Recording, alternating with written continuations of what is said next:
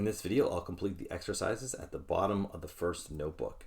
So I'm going to read in the movie data set first before we do the exercises. So here's the movie data set.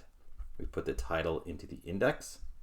Okay, so exercise 1, it says select the column with the director's name as a series. Let's just copy and paste that. We'll just place it in there like that. So that's all we need to do.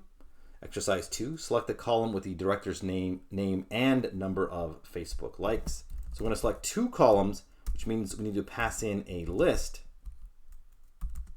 And the number of Facebook likes, that's going to be director FB, like this.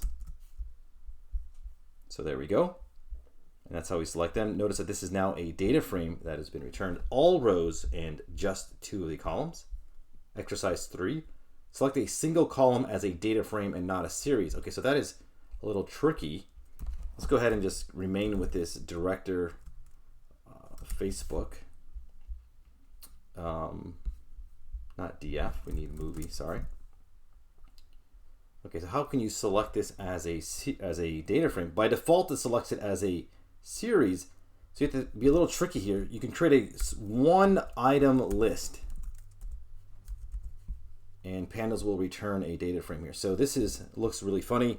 There's usually you don't create one item lists, but this is in fact a one item list.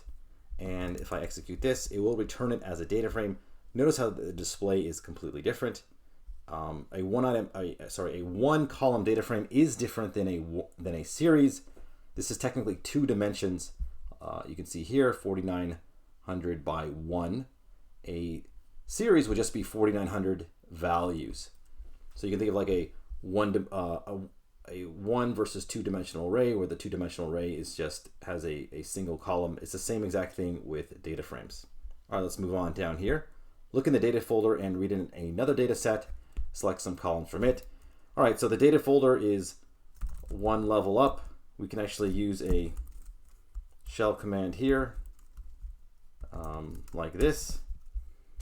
This is not Python code, but if you start off your line of code with an exclamation point, you will get able to use shell commands. So let's go ahead and look at this. So we can look at the Airbnb data set. So we'll just say air, we'll just read this in, and read in this Airbnb data set. And here's the first 5 rows. So again, it's the same syntax. We just take the data frame name, append just the brackets, and if you want to select one column, let's just do bedrooms, we can get that. If you want to select multiple columns, and we just use a list. So let's do bedrooms and price and say Superhost, and we'll get a 3-column data frame. It's a good idea to put .head after here so we don't have to see all of the output. Okay, so that does it for the exercises.